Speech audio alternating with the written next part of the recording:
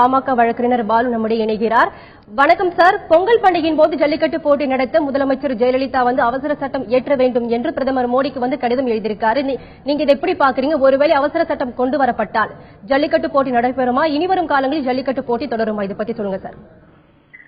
ஜல்லிக்கட்டு போட்டி என்பது ஒரு கலாச்சாரமாக தமிழர்களுடைய பண்பாட்டு ரீதியான ஒரு விளையாட்டு.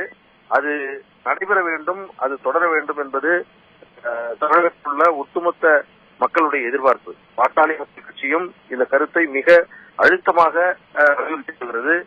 முதலமைச்சர் ராமதாஸ் அவர்கள் பிரதமரை சந்திக்கின்ற பொழுது இதற்காக ஒரு அவசர சட்டத்தை உடனடியாக கொண்டு வர வேண்டும் என்று அவர் நேரடியாகவே வலியுறுத்தியிருக்கிறார்.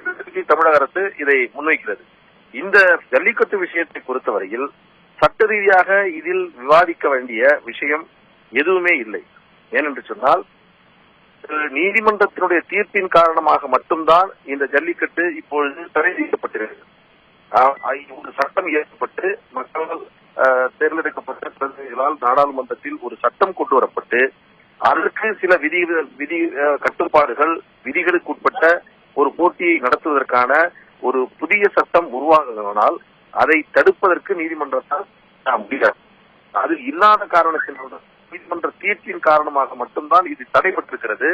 இதை தொடர்ந்து கொண்டே இருக்கிறது. மத்திய அரசும் விஷயத்தில் வேண்டும், சட்டம் வேண்டும், மீண்டும் விளையாட்டு நடத்த வேண்டும் என்ற கருத்து அவர்கள் இருந்தாலும் கூட இதற்கான தீர்வு காணுவதற்கான ஒரு சட்ட ரீதியான ஒரு அணுகுமுறையை மத்திய அரசு இன்னும் கடைபிடிக்கவில்லை. அதற்கான முயற்சியை மேற்கொள்ளவில்லை.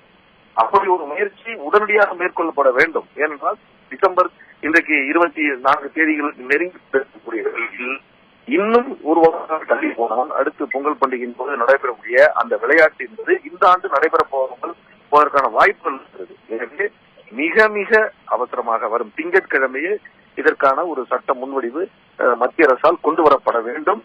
அப்படி கொண்டு வரப்பட்டால் அது எந்த விதத்திலும் அது தடைபடுவதற்கான வாய்ப்புகள் சாத்தியக்கூறுகள் சட்ட ரீதியாக இல்லை. இந்த அவசர சட்டம் இயற்றப்பட்டால் ஜல்லிக்கட்டு போட்டி இந்த ஆண்டு நடைபெற வாய்ப்புகள் எந்த அளவில் இருக்கு? மேலும் தகவலை சொல்லுங்க சார்.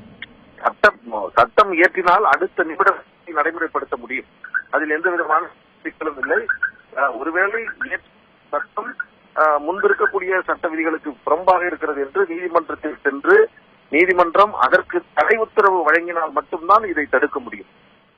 அதை தவிர ஒரு சட்டம் இயற்றப்பட்டால் அந்த சட்டத்தின் அடிப்படையில் இந்த ஆண்டு அதற்கான நமது ஜல்லிக்கட்டு நடத்துவதற்கான போட்டி நடத்த முடியும்.